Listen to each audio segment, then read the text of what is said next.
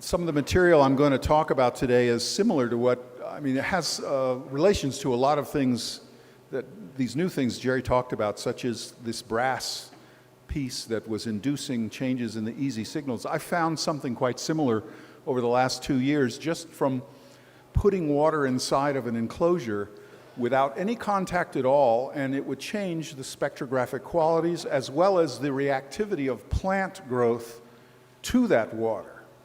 And this is without having any touch of materials into the water itself, just by putting the water inside of an enclosure made of different materials. Okay, I would reference my prior papers to the water conference. I have 2 articles in the Water Journal. I think the primary one is the volume number 3, which will give you a lot of background.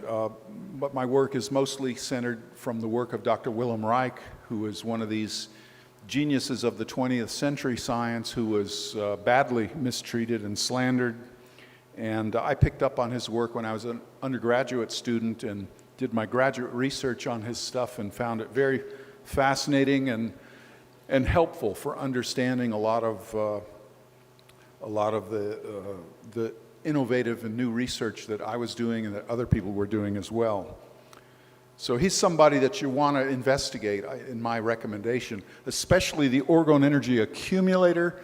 This is a large orgone accumulator darkroom, metal-lined room, and inside of which are these orgone accumulator boxes, the so-called orgone box. And they are basically somewhat like a Faraday cage, but also they resemble a capacitor in that the walls are composed of alternating layers of ferromagnetic material and dielectric material, preferably fiberglass or sheep's wool with a high lanolin content. And, well, a capacitor that is hollow, if you will, a hollowed out space on the inside. So this is conceptually, there's nothing like this until Reich discovered it, and it's something that's really quite important. There are all kinds of biological effects. He was treating people medically with this and finding that symptoms of major diseases would decline. It boosts the immune system. You can see changes in people's blood work, healing of wounds and sores, all kinds of life-positive biological benefits, which got him into trouble with the American Medical Association and the Food and Drug Association. He wound up getting his books burned by the Food and Drug Association and died in prison because he dared to defend his findings to a United States Supreme Court. And anyway, that's another story. I've written books on this, and I don't want to get into that now. But I did replication work of Reich's findings in a more biophysical realm. My background is as an environmental scientist, and later got my PhD in geography, studying atmospheric and earth science. And some of the studies I did, boosting seed growth, is really quite interesting. Putting the seeds in a glass evaporation dish with water and charging it up, and you get an increase of around 40% as a systematic result. I did this year after year at my laboratory for the student seminars. I'd have the students do the experiments to prove to themselves that this is a real thing, and eventually published the results of several years of work on this sort of thing. And it's very real, very systematic. It can be reproduced. And there are doctors who have done studies on cancer mice that give very similar kinds of a life-positive benefit. You just charge the mice in an orgone accumulator for a couple of hours each day, and Reich found that he could get the cancer mice to live 3 times longer than the control groups, and others have replicated that, showing 2 times, 1.5 times, depending upon where the laboratory is located and the climatic conditions and so forth. So there's actually been 2 double-blind studies done at German universities, one at University of Marburg in '86, another one at the University of Vienna in, I think, around 1990, verifying that human physiological reactions to the orgone accumulator are real as compared to a dummy box. and they go in the direction of a stimulation of your parasympathetic nervous system, which governs things like relaxation, breath, heart regularity. It's the effect, the relaxation effect. And that when the orgone accumulator will stimulate that in people and proven with good levels of statistical significance in double-blind controlled studies.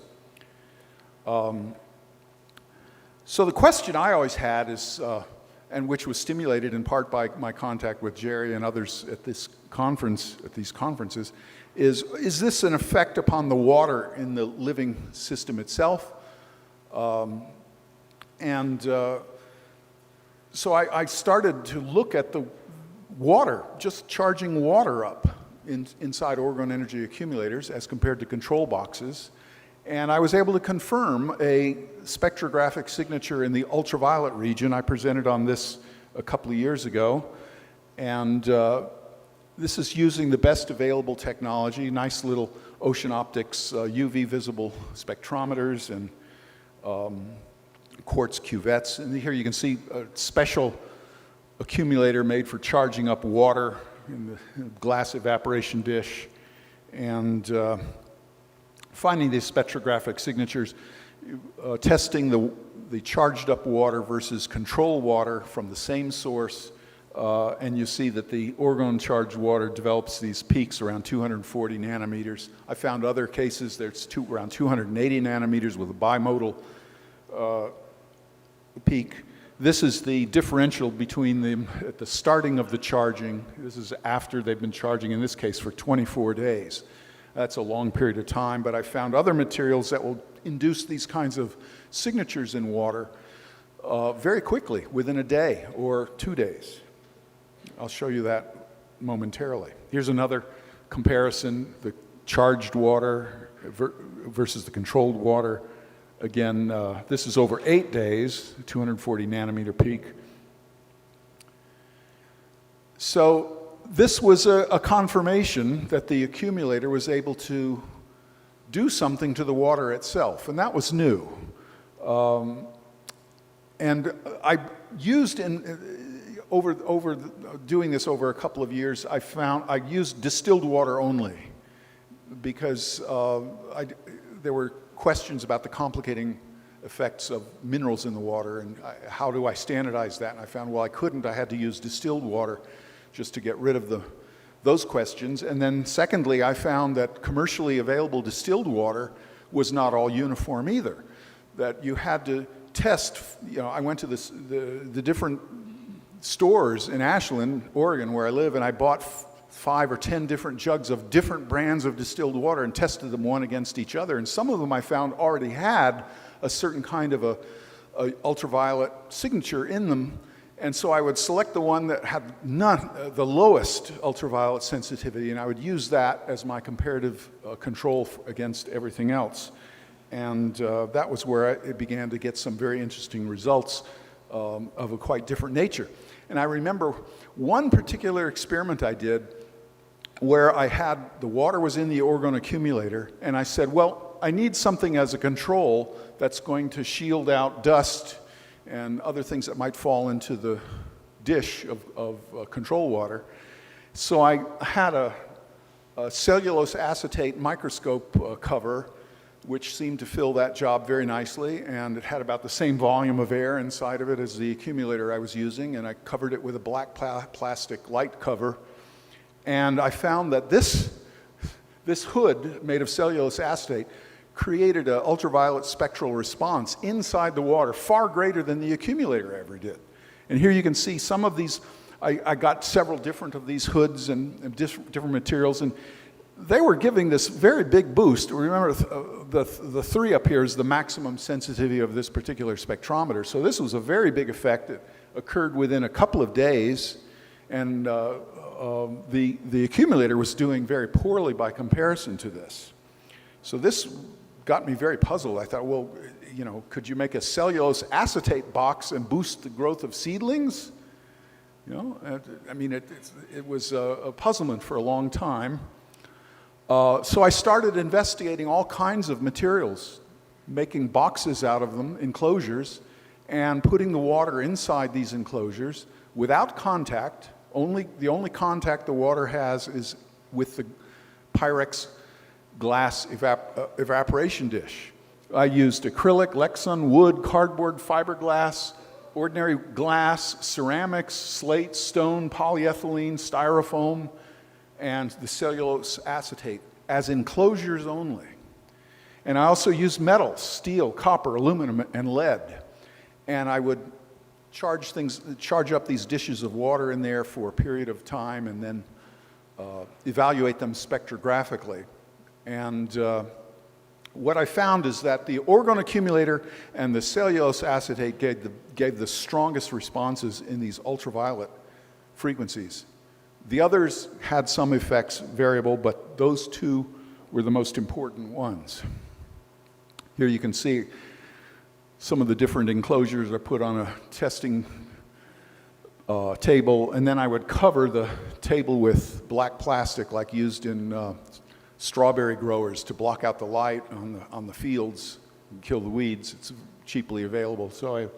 And here's the accumulators, again with the dishes of water inside.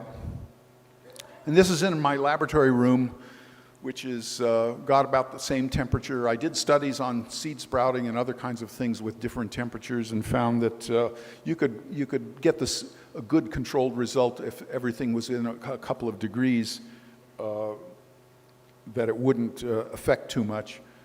But anyway, here you can see 11 days of charging. This is a cellulose enclosure, and the orgone accumulator is down here. So you can see the accumulator is only about 25% of what the cellulose is giving. But if you let it go further, 22 days of charging, and here you can see the cellulose is way up here, and it's got it almost behaves like an ultraviolet cutoff filter. Everything lower than 290 nanometers is basically shut out of transmission through that sample of water once it's been charged up with the cellulose. Now, maybe it isn't really totally opaque at that point, but it's for the maximum sensitivity of the particular spectrometer I'm using. And the orgone accumulator came in second, cut off at about 265 nanometers. And then all these other different enclosures gave variable results, as you can see down here. I ran several different series of these kinds of experiments using different boxes, and basically, as I said, the accumulator and the cellulose acetate gave the strongest responses here. And then I began to question, well, what about the fluorescence spectrometry? Because I had this idea from Wilhelm Reich that Reich was talking about that when objects or water or space itself, as in a vacuum tube, becomes charged with a higher concentration of orgone energy, it takes less excitation to cause it to flare up into a blue color. So he talked about illumination of water, of air, of even people's energy fields with a bluish glow that would occur under conditions of a high organotic charge and excitation. And so my thinking was, well, if water under strong charging in the orgone accumulator is absorbing ultraviolet preferentially, maybe it's going to give a fluorescence in the blue colors, as Reich was arguing. So I tested it out and basically confirmed this.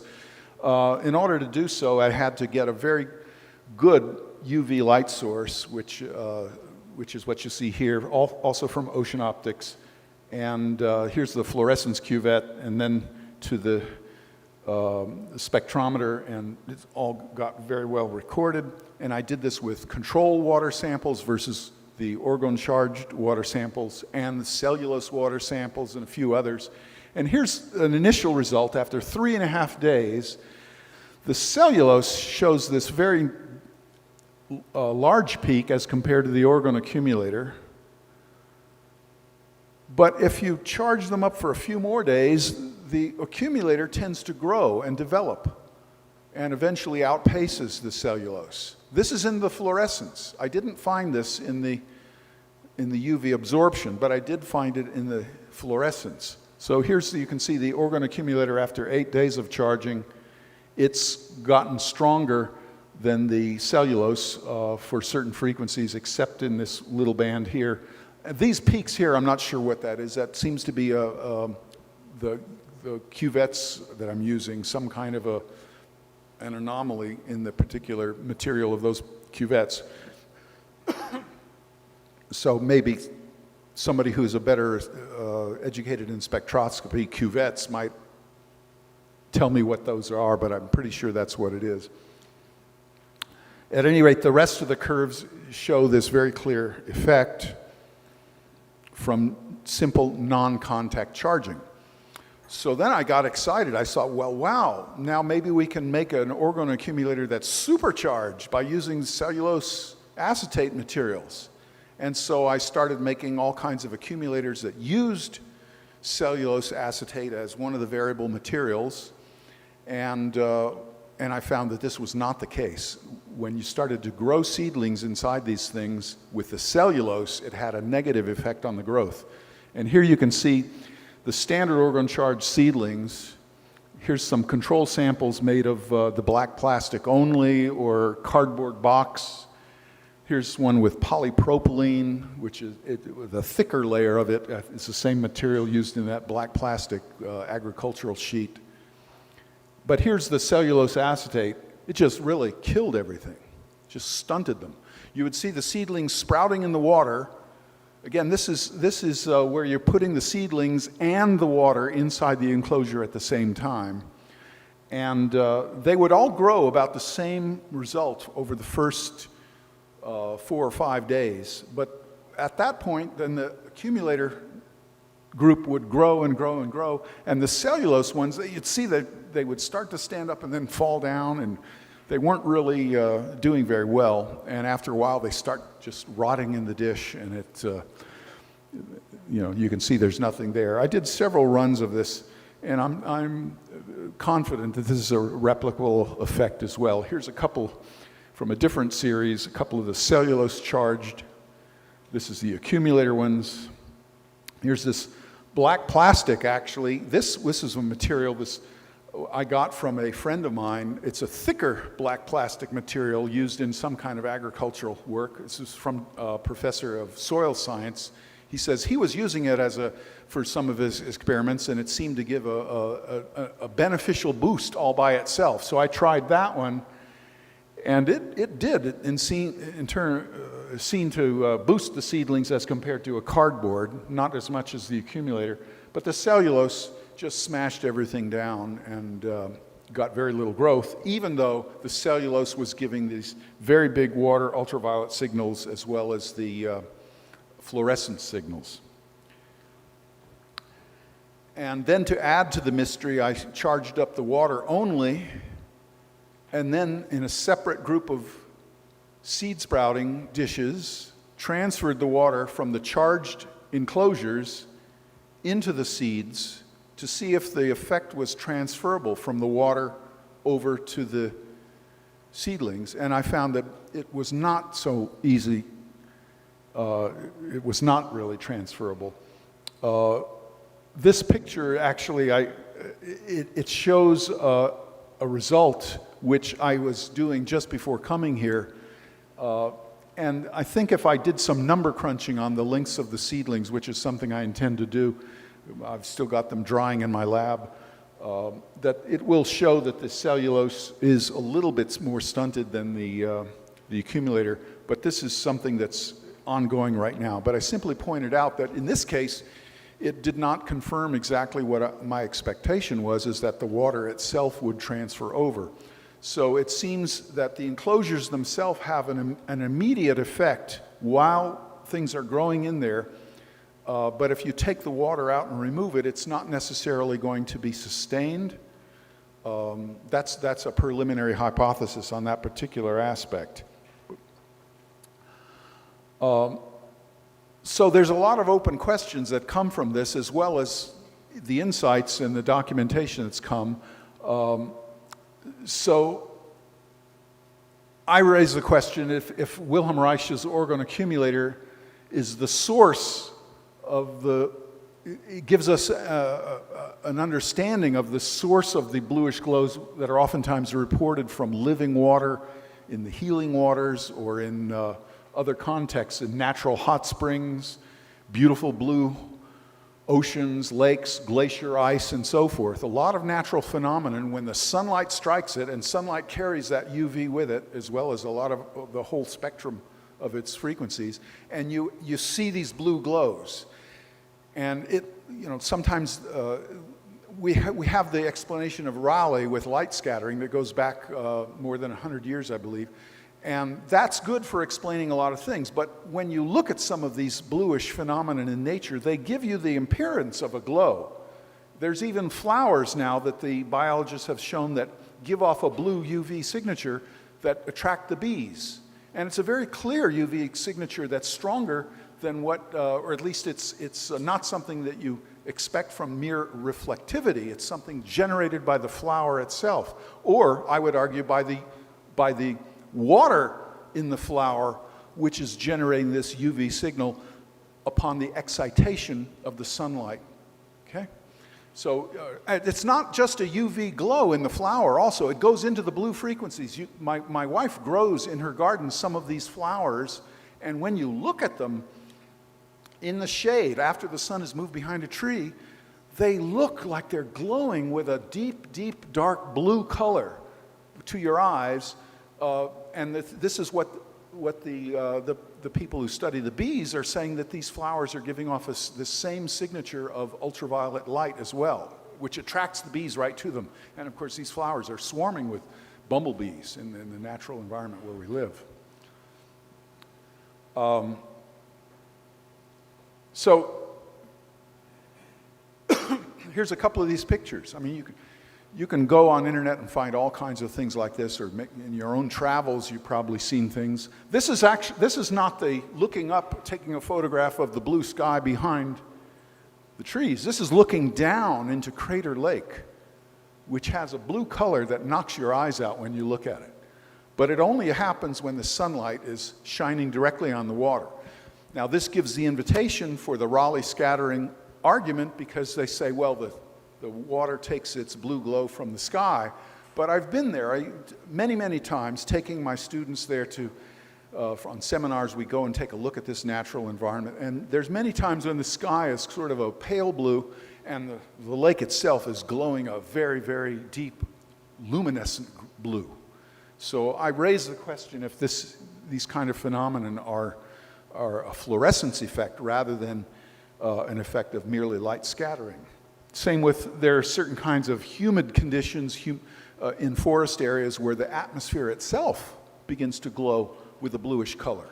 You think about the Blue Ridge Mountains in eastern United States, or we have the song America the Beautiful about the Purple Mountains majesties. Today, of course, the Purple Mountains it's more of a smoggy condition near Denver, which is where that kind of thing used to be visible. This particular photograph was taken from a Greek travel poster by a photographer, and not too far from this location, just south of here. I don't remember I have the exact location recorded in a paper I wrote, a number 3 issue of Water Journal. I believe I give the citations. But this was photographed with standard Ektachrome slide film. There was no tricks, no alteration of the photo made by the photographer, whom I communicated with and got the information. So, organ accumulator can boost seedlings 35, 40%, but the cellulose enclosures stunt the growth. And I raise a question. Is this because the cellulose is making the water structure something toxic, or is it because it's too much of a good thing? I mean, just because a little bit of something is good doesn't mean a whole lot more is better. When Reich was doing his research with the organ accumulator on people, he noted that you could overdo this. You didn't want to sit in these things forever. And I remember I was putting the water with the seeds in the accumulator and leaving them there over many, many days. So it may be that the cellulose is just adding an overcharge effect that the seeds, that gets too much of it. And this needs to be researched by perhaps just putting little cellulose patches inside the accumulator and see, there's a number of ways of approaching that. So I don't know exactly why the seeds might be stunted, and that needs research. You get the ultraviolet absorption anomalies at 240 and 280 nanometers. This has some similarities to the exclusion zone phenomenon that Jerry and his team have been documenting for years now. And overall give a good support to Reich's claim that the orgone accumulator is a special energy boosting device now shown able to alter the ultraviolet absorption and fluorescence spectra of water. And then this number 4, I put a big question mark on that. Secondary transfer of this effect by water charging is inefficient, and that just needs to be evaluated a little bit more over time. So that's basically it, and thank you very much.